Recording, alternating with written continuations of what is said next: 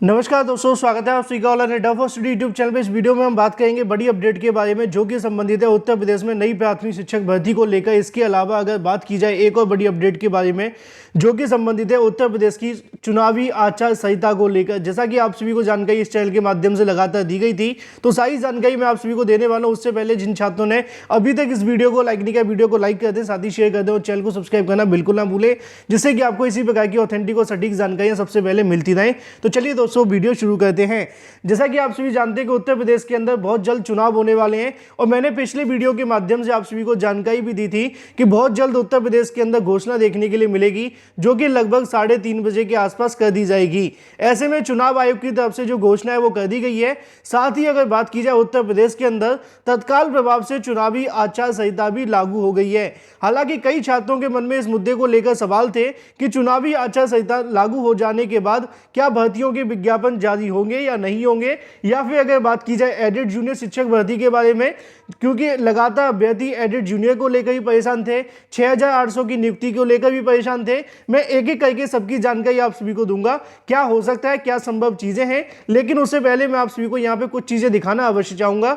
जैसा कि दोस्तों आप सभी ने देखा होगा, इलेक्शन कमीशन के माध्यम से यहाँ पे अनाउंस किया गया है कि चुनावी अधिसूचना के बाद में तत्काल प्रभाव से यहाँ पे चुनावी अधिसूचना लागू की जाती है।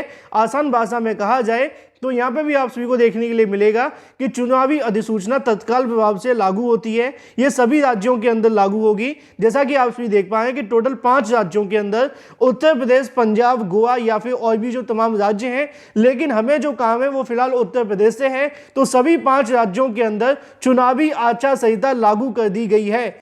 इस वक्त की सबसे बड़ी खबर आप सभी को देखने के लिए मिल रही है, क्योंकि चुनावी आचार संहिता से कहीं ना कहीं सबसे बड़ा नुकसान होगा उन तमाम भर्तियों को लेकर जो कि पहले से लटकी हुई थी। और ऐसे में बहुत सारे छात्रों के मन में एक सवाल और देखने के लिए मिल रहा था कि जो भर्तियां पहले से चल रही है क्या उसके ऊपर कोई प्रभाव पड़ेगा या नहीं पड़ेगा। तो उसके बारे में आप सभी को आसान भाषा में समझाना चाहूंगा। जो पुरानी भर्तियां चल रही होती हैं उसके ऊपर जो प्रभाव पड़ता है, उनकी नियुक्तियां लटक जाती हैं। कैसे पूरी हो सकती है उसके बारे में आपको जानकारी मैं दूंगा। लेकिन उससे पहले मैं आप सभी को बता दूं कि उत्तर प्रदेश के अंदर चुनावों को लेकर घोषणा कर दी गई है और चुनाव को लेकर आचार संहिता भी लागू हो चुकी है। अब उत्तर प्रदेश के अंदर नई भर्तियों के विज्ञापन जारी हो पाना बिल्कुल भी संभव नहीं है। अब सरकार कर सकती है कि नहीं, इसको लेकर मैंने आपको पहले ही जानकारी दे दी कि जो भी राज्य सरकार के अधीन आयोग होते हैं, भर्ती बोर्ड होते हैं, वो कहीं ना कहीं नई शिक्षक भर्ती या फिर नई भर्तियों के जो विज्ञापन है वो यहाँ से जारी नहीं कर सकते हैं। अब चुनावी आचार संहिता को लेकर इससे पहले जो अनुमान अटकलें थी वो पूरे तरीके से समाप्त हो गई है और आज से ही आपकी चुनावी आचार संहिता लागू हो गई है। भले ही नई प्राथमिक शिक्षक भर्ती को लेकर लखनऊ में धरना प्रदर्शन अभी भी जारी है, अभ्यर्थी वहां पर बैठे हुए हैं। छात्रों का कहना है कि 10 जनवरी को वो वहां पर आए और धरना प्रदर्शन के माध्यम से अपनी मांगों को यहां से बुलंद करें, जैसा कि यहां पर भी छात्रों का कहना है। लग गई पुलिस, अब जहां जहां जो काम है केंद्र राज्य सरकार से तुरंत निर्वाचन आयोग के पास सारी शासन स्तर की ताकत आ गई। ऐसा नहीं, बहुत सारे कार्यक्रम होते हैं, बहुत सारे नियम होते हैं जिसको फॉलो कराना पड़ता है। हमने भी कल तिथि निर्धारित करने से पहले हमने भी पता किया होगा कहीं पर कि भैया 10 तारीख को आचार संहिता लग जाएगी कि नहीं लग जाएगी। आपको मैं विश्वास दिलाता हूं। आज पहली चीज तो कल भी मीडिया बोल रही थी कि आचार संहिता के लिए बैठक होगा, भारत निर्वाचन आयोग करेगा, और आज भी 3:30 बजे कह रहा है। लेकिन आप ये जान के चलिए 3:30 बजे आएंगे, केवल चुनाव कार्यक्रम की घोषणा होगी और चुनाव आचार संहिता की एक तिथि निर्धारित होगी कि हाँ 13 तारीख 14 तारीख को आचार संहिता लगेगी और 12 बजे रात 12 बजे से फॉलो होना शुरू हो जाएगा। ये होता है एक नियमावली। ऐसा नहीं होता कि भारत निर्वाचन आयोग ने आज घोषणा कर दी और आज 12 बजे से रात से भारत निर्वाचन आयोग आचार संहिता आज तिथि जारी करता है और रात 12 बजे से लग जाएगी। ऐसा कुछ नहीं है। 10 तारीख को महासंग्राम का ऐलान हो चुका है। आप सब अपने घर से तैयारी कर लें। जो पश्चिमी यूपी के हैं अपने ट्रेन बुक कर लें, बस बुक कर लें। जो अन्य जिले के साथी हैं वो भी बस बुक कर लें। बाकी हमने पहले भी बताया है, उस जिले का नेतृत्व कर रहा हूं मेरे संपर्क में व्हाट्सएप पे मैसेज कर दे। हमें अपनी रणनीतियों पर, अपनी नीतियों पर काम करने दें। ये छोटे छोटे मुद्दे पे ना हमें बहकाएं। कुछ लोग आएंगे वो तो चाह ही रहे हैं कि हमारा धरना खत्म हो, वो तो चाह ही रहे हैं कि भर्ती ना आए, क्योंकि उनका सिलेक्शन कहीं और हो चुका है। वो मजबूरी में प्राथमिक शिक्षक भर्ती का साथ दे रहे हैं क्योंकि उन्हें पता है कि अगर नहीं साथ देंगे तो आप सब उन पर सवाल उठाना शुरू कर देंगे। यहां पर एक एक दिन, एक एक रात काटने का शौक नहीं है। रात भर यहां कुछ सो नहीं पाता। इस बारिश में आप देख रहे हैं पूरा पानी भरा हुआ है इको गार्डन में। आज रात भर बारिश यहां पर हुई है, पन्नी तक उड़ गई इतनी तेज हवाएं और बारिशों की वजह से। तब भी यहां बैठे हैं आपके हक अधिकार के लिए। कुछ सोच कर, कुछ समझ कर ही हमने 10 जनवरी की डेट डिसाइड की होगी। ये चीज आपको समझना और सोचना होगा। हमें भी पता है कि चुनाव का टाइम है, आचार संहिता कभी भी लग सकती है, लेकिन बहुत पता जांच पड़ताल के बाद ही 10 जनवरी की तिथि निर्धारित की गई है। उससे पहले मैं निर्धारित कर देता तो दूर दूर के जिले साथी नहीं आ सकते। और ये जो लड़ाई है, ये लड़ाई आखिरी है और अंतिम है, और इस लड़ाई में सरकार पर इतना दबाव बनाना है कि रातों रात विज्ञापन जारी हो जाए। तो जैसा कि आप सभी ने यहाँ पे छात्रों के माध्यम से भी सुना, लगातार छात्र कहीं ना कहीं धरना प्रदर्शन के माध्यम से अपनी मांग उठा रहे हैं। हालांकि उत्तर प्रदेश के अंदर चुनावी आचार संहिता लागू हो गई है, लेकिन इसको लागू कराने के लिए शासन प्रशासन को समय भी चाहिए।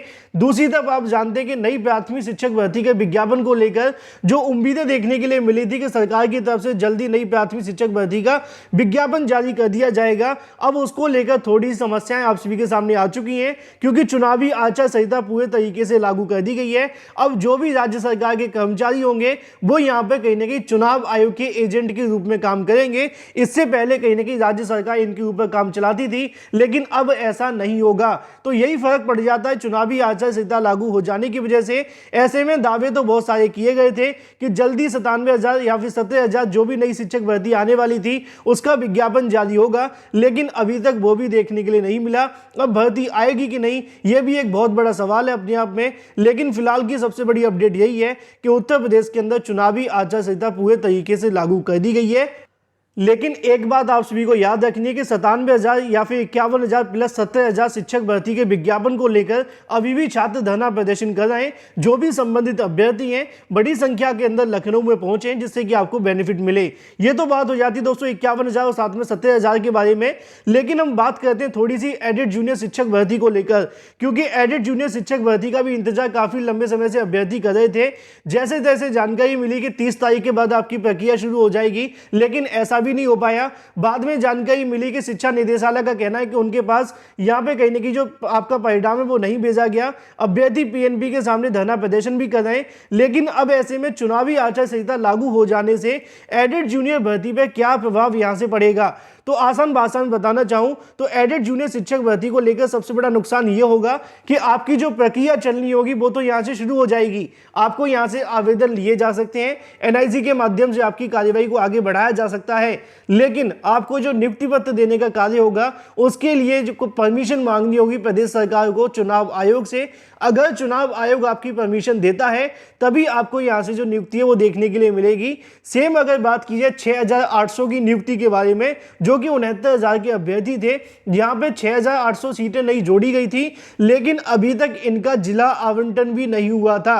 अब ऐसे में जिला आवंटन भी अभी तक नहीं हुआ है। अगर आयोग इनके लिए जिला आवंटन जल्दी से कर देता है तो उसके बाद में इनको नियुक्ति पत्र देने के लिए जो कार्यक्रम का आयोजन किया जाएगा उसके लिए भी कहीं ना कहीं नियुक्ति के लिए परमिशन मांगी जाएगी चुनाव आयोग से। अब डिपेंड करेगा चुनाव आयोग के ऊपर कि वो एडेड जूनियर साथ में 69,000 की नियुक्ति के लिए परमिशन देता है कि नहीं देता है। अगर परमिशन दी तो आपको यहां से नियुक्ति पत्र मिल जाएंगे, और अगर परमिशन नहीं दी तो इस बात को कहने में कोई गरज नहीं है कि सरकार चुनाव के बाद आपकी कार्यवाही को आगे बढ़ाए। हालांकि 6,800 का लॉलीपॉप तो दिया गया था, लेकिन अभी तक सरकार की मंशा पूरे तरीके साफ नहीं थी। अगर सरकार चाहती तो पहले भी जिला आवंटन कर सकती थी।